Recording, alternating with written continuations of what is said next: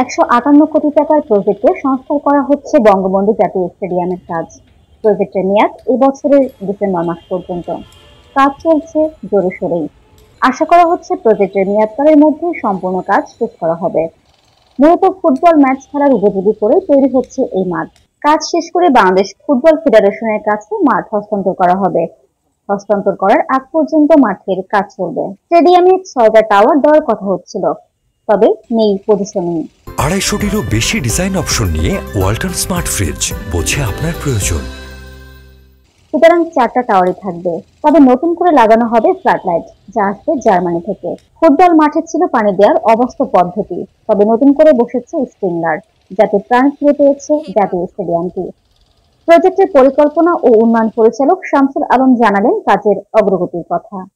এটা available item না, নির্ধারিত কিছু কিছু জায়গায় পাওয়া যায়, তাদের কাছে কালেকশন করা। কাজে আমি একটু মনে করি আমাদের টেন্ডার হয়ে গেছে, আমরা একটু এখনই লাগাতে পারি, কিন্তু আমরা এখন লাগাবো না। আমরা হয়তো অক্টোবর নভেম্বর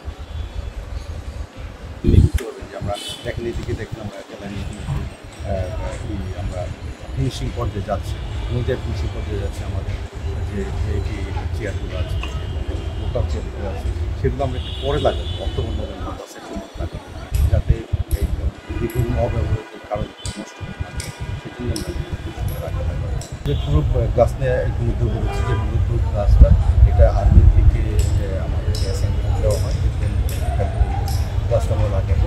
সেই গ্লাসটা আমরা সব জায়গায় পাওয়া যায় না, তাদের করেছে, তাদের কাছ থেকে এ ব্যাপারেও আমাদের আমার সাথে সম্পৃক্ত না যদিও, তথাপিও আমি দেখেছি যে এটা নিয়ে দুদিকের দুই তিন দিকে যে আমাদের সিকিউরিটি অর্থাৎ এন্ট্রি এবং এক্সিট পয়েন্টগুলোকে আরও শক্তিশালী করার উদ্যোগ আছে আমাদের পক্ষ থেকে।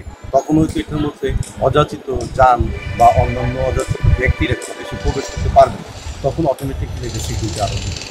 এছাড়া আমরা বিভিন্ন জায়গায় বিভিন্ন ইলেকট্রোমেকানিক্যাল দামি ইনস্ট্রুমেন্টগুলো ইনস্টল করছি, সেগুলোর নিরাপত্তার জন্য হলেও আমাদের এই স্টেডিয়ামের এরিয়াটাকে পুরোটাই সিকিউর করার প্রয়োজন।